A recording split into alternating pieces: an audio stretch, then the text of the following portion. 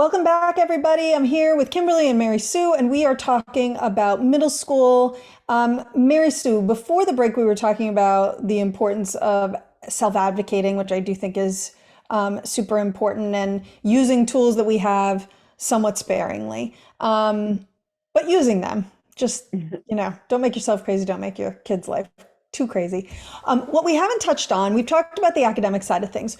Activities. What are your thoughts about middle school students and activities outside of the classroom?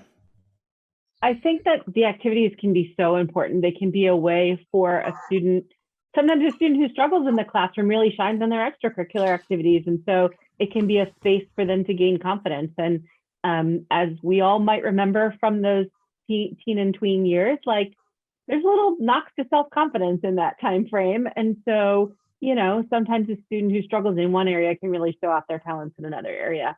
I think it also, from the admissions perspective, can set a student up for some success in high school, that if they start to get involved in activities and start to think of that in kind of the normal course of their day. It's going to be activities in middle school are going to be perhaps at a bigger and wider level than perhaps they were in elementary school. There might be in-school activities at the after-school clubs that are run. There might still be community or religious or cultural activities that the student is involved in. There might be arts, there might be sports. There's lots and lots of things that a student can get involved in.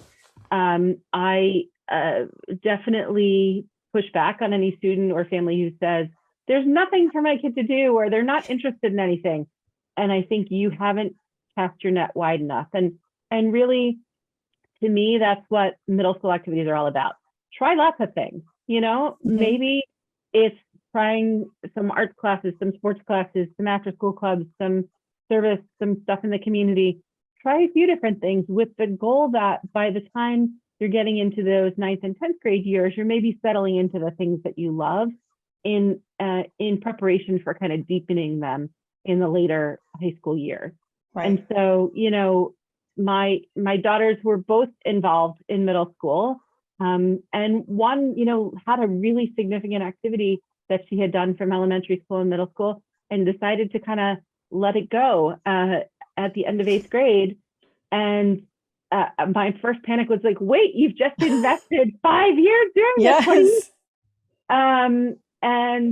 But my college counselor hat came on, and I said, before you let that go, you have to have a plan of like what you are going to do instead. And for her, it was absolutely we're a few years past that. Absolutely the right call. She's involved in, 5 different things in that space that one activity took, and she's kind of diversified what she wanted to do. It was the right call for her. Other students are going to kind of stick with the thing that they've always done. But I think trying out things allows them to find where their strengths lie, where their talents lie, and perhaps leads a pathway forward towards making some friends and having a good adjustment to high school too. Yeah. Like if you're like, I'm going to join this club or join this sports team when I get to high school, that might be your automatic group that you join and that you find affinity with. Right. Absolutely. Kimberly, anything you'd add? Yeah, I was going to say some students kind of do the opposite, Mary Sue, of what your daughter did, where she was spending a lot of time with one activity in middle school and then decided to switch and had all of this time now to really explore different options. Mm-hmm. Some students are doing everything in middle school because it doesn't take up that much time. It's seasons, right? We've got the baseball season, or I'm doing piano lessons once a week, or I'm in a play, but that's going to be for a certain amount of time. Sometimes when we get to high school, we can't be doing all of that, right? Then the high school sports or play or music or marching band or whatever it might be is taking up every day after school. So we need to be able to choose. So sometimes too, being able to explore all your different options at the middle school level will help you then say, and now I know, here's where I really want to focus once I get to high school too. So I think there can be both sides of that. Yep.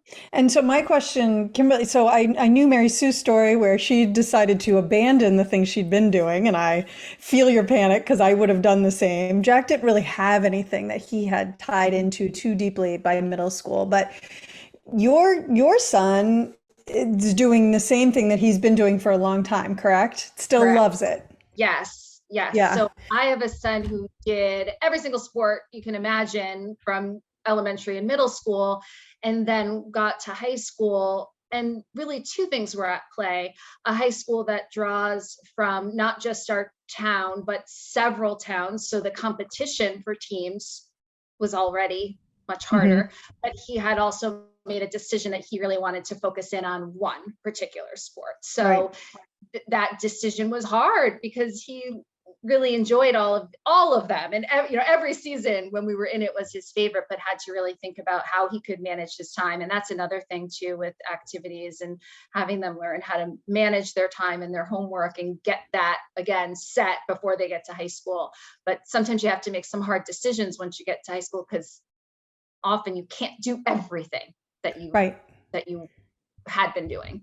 Absolutely, very true. The other thing with middle school, we talked earlier about people who are teachers in middle school, and like, wow, that's impressive. My father actually taught middle school for 35 plus years, middle school English and writing. So go dad, although he brought home a terrible, like, so I'm thinking about my summers, it's summer, your middle school. If you're not really involved in activities, there are other things that you can do with your kids, especially if you're working. I remember, God help me, every day of the summer, I had to find like a drawer or a closet in the house to clean out and reorganize.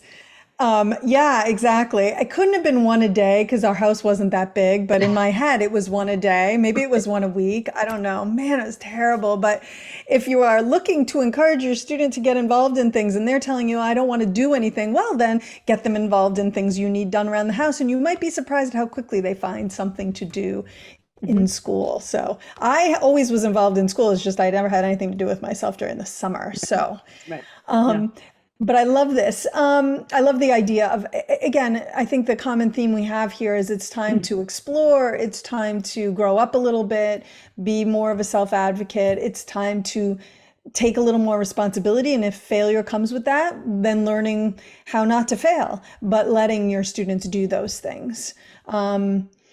Mary, so before we started the segment today, you had mentioned that there's a real hot issue amongst your friends with middle schoolers right now, and I'm guessing, Kimberly, this is no different for you, and this is COVID learning loss and social skills loss. And I'm wondering if you both have thoughts on how to combat this as a parent or how to support your student as they're trying to figure this piece out.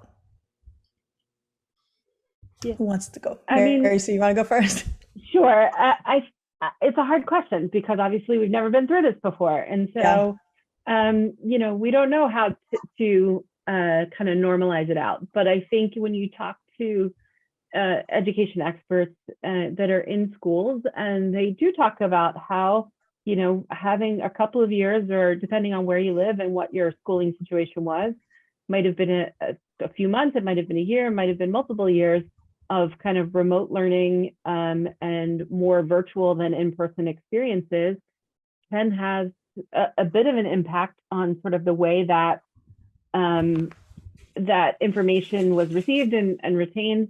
I think the good news is that teachers are absolutely talking and recognizing this. And I have seen plans in place from a lot of teachers to, okay, how do we, if we'd like students to be in one spot and they're really not quite in that spot yet, how do we step forward the curriculum that kind of gets them back on course from an academic standpoint? Because you can't always just say, okay, we're going to jump everybody 3 steps Right. up when everybody's not ready for that. And so I think there is a recognition of that, and sort of steps being made in a lot of educational environments to sort of bridge where the students are and where they need to be over time. And I think it is going to take some time, months, maybe a year or so, to be able to do that. But I think, the families listening are not necessarily going to be professional teachers, and so they may not know how to bridge those things academically. But the thing that you might have a little bit more impact is sort of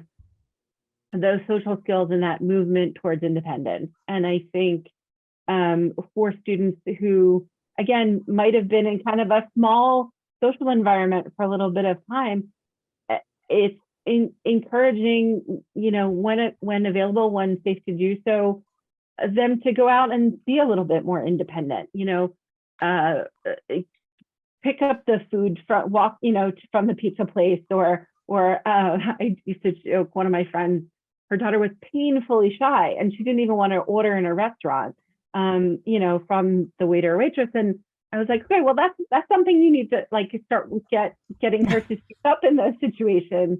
Or for students, who may be shyer and not as used to social interactions, starting to arrange some of those activities that are group activities.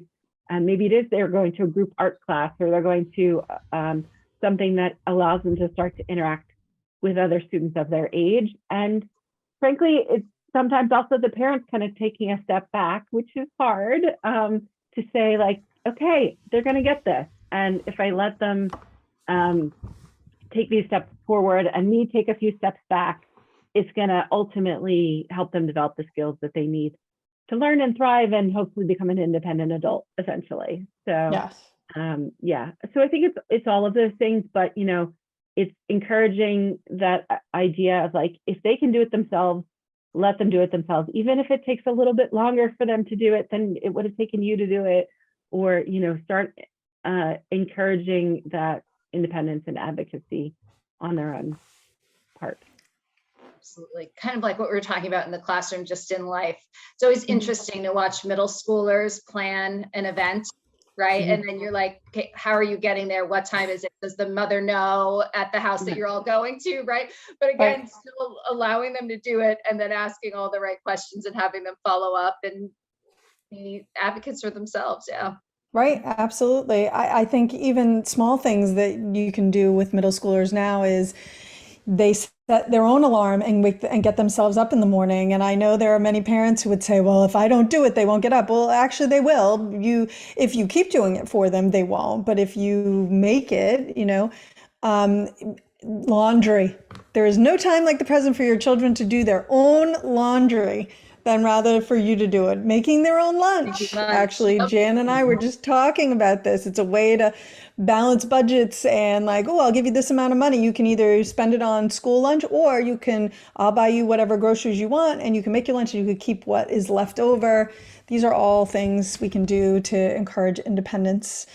We have a couple minutes left. One big thing that will happen for many middle schoolers, or for some at least, right? Some are going to go right from their middle school to the local high school, and that's not even going to be a question. But some are going to have some options and will be choosing. And so, Kimberly, any insights? I know that your son did that and made a different choice. So any quick thoughts on that? Right. I would say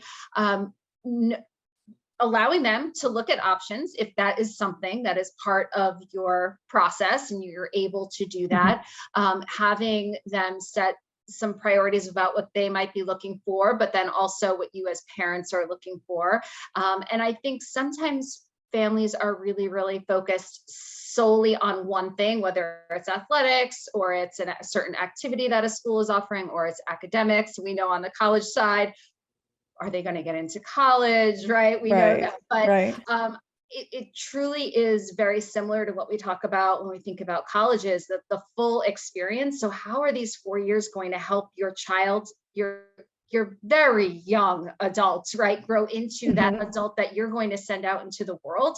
That was a really big conversation for us. So yes, you're there to learn. Yes, we want to make sure the academics are going to be appropriate for you as a student, but also what are all of the other pieces of this high school experience that are important to us as a family and that are going to make sure that we feel you're a confident, self-sufficient, mature young adult going out into the world. So thinking of all of those things, not just one school for the name or for their list of college matriculations, but really thinking about where your student can go and grow and learn, because these are some pretty important years ahead for them. Right. And if they are comfortable and confident, then the likelihood is that's where they're going to do best. And if where you do best is going to lead to more options when it comes to college. So thank you both so much for joining today. This is fun to do segments with a couple of people rather than just me talking to one other person. So I appreciate it. Great. Thank you. It was fun. All right. Well, all right. Next week, Sally is going to be hosting, and we're talking about essays, both whether it's too early to be working on essays and also on essays that are digging into some kind of trauma. What does that look like? Is that a good idea? As you might imagine, there's some nuance. We're also going to be talking about how to pay for college. Is it too soon to be thinking about that? I think we all know the answer is, of course it's not.